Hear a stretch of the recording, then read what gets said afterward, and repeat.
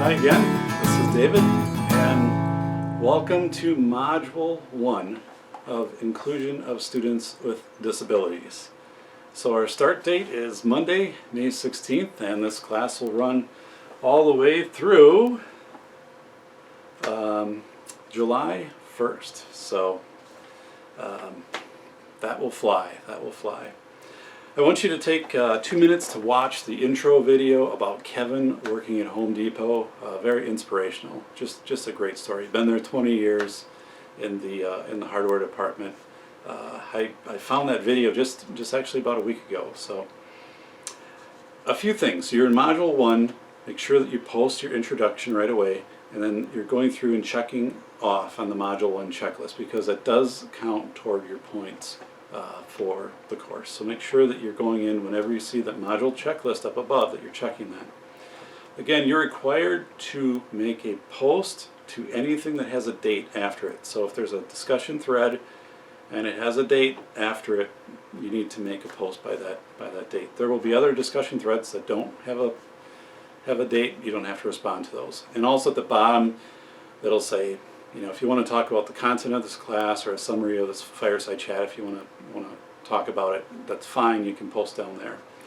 Hopefully you'll post, 6 to 8 times for every module. A lot of people post more than that. The more you post, the better. We want the threads to be rich, that they start and then someone builds off of that, and then someone takes that statement and builds off of that, maybe brings in another experience. You'll see how I do it. I copy and paste usually part of somebody else's post, and then I'll put it in and build off of that. I typically am a pretty active poster, so you'll see me in class, and I might be responding to some of the questions too. You can post a picture with your student introduction. That's fine. So during Module 1, you learn about the history of Viterbo and the servant leadership. Let me tell you a little bit, though, really get to know me about some of my early thoughts of inclusion. So when I was going to elementary school, it was a 4-story brick building, and it was a long time ago. I remember a day when a yellow mobile home was pulled up and placed outside of the school, in the back. So you go out the back door and you could get up this ramp and go into this. It wasn't marked, nobody knew what it was. Pretty soon a couple of my classmates would disappear. I remember one, John, would be gone for part of the day. All of a sudden he'd come back and he'd have a handful of stickers, and he'd usually give me some because they were pretty cool stickers. And I never knew what the yellow mobile home was about for a long time.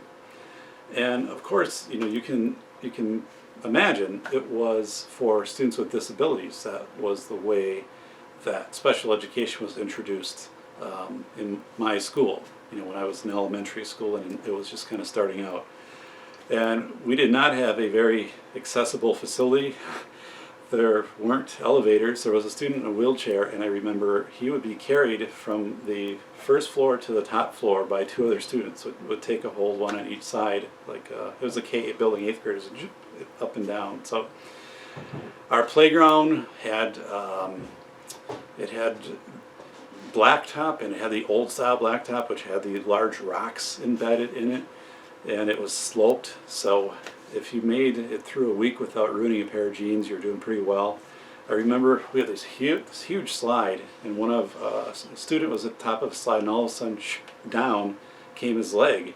One of our classmates had a wooden leg, so we had to get the teacher and get him down and get the leg reconnected, and but obviously not very accessible compared to today.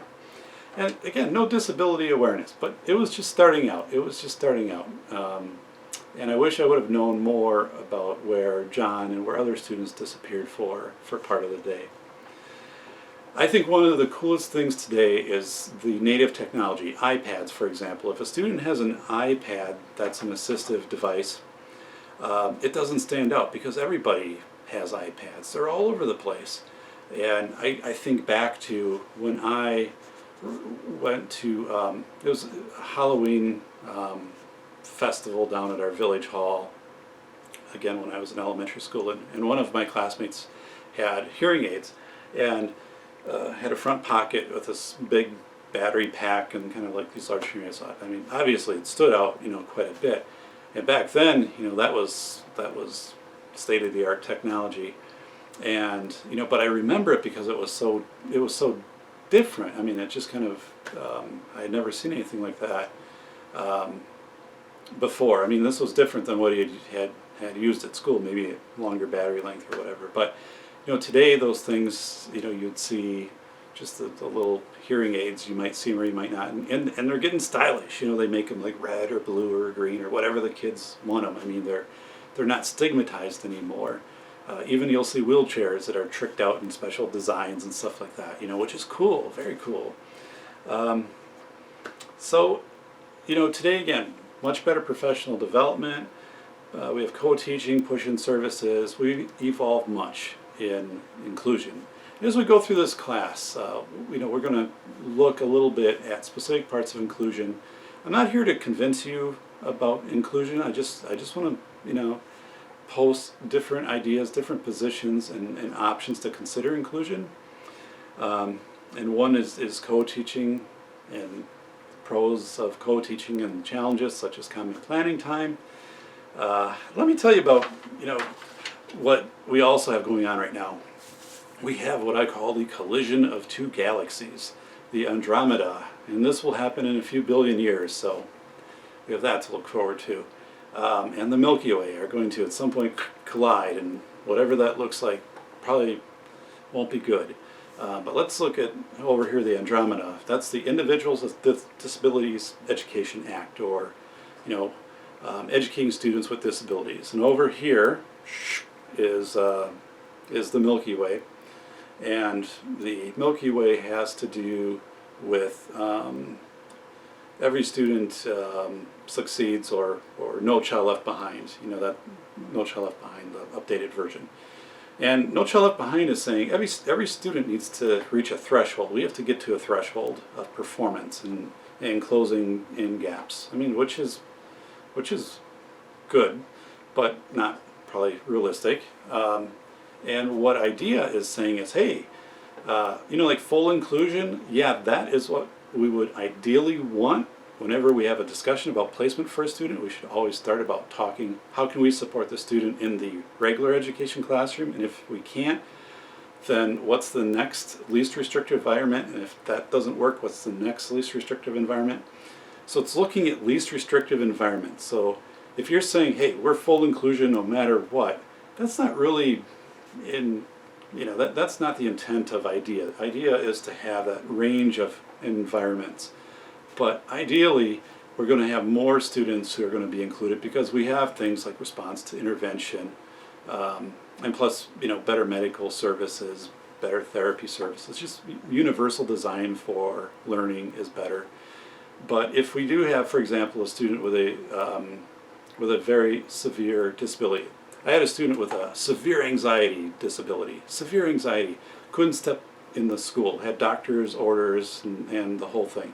So we actually Skyped that student into the classroom. That was the mode that student participated. That was the least restrictive environment. Eventually we did get that student into the school for part of the day, but that had to be the way that the student was participating with her peers. There was no way around that, and it worked. It worked. So here is the fireplace, because to have a fireplace chat, we need a fireplace. And I started doing these chats a few months ago. This is rather new. I didn't do these in the past, but what I will do is I'll talk specifically about something that has happened during the week. So right now, we're starting out, so nothing. I'm not sharing anything yet that you've done, but next week I'll specifically talk about some of the work that some of you've done, and I'll mention you by name, not last name, but I'll mention you by first name and some of the things you put in the threads and some things that stood out, or if you had a specific question that you posted and you want me to answer it kind of within this forum, yeah, I'll go for it. So, but anyway, welcome to class. I'm going to keep these to 20 minutes or less because, hey, I know your time's important, and it is now summer, and yeah, so you're probably either headed off to the beach or water skiing or something.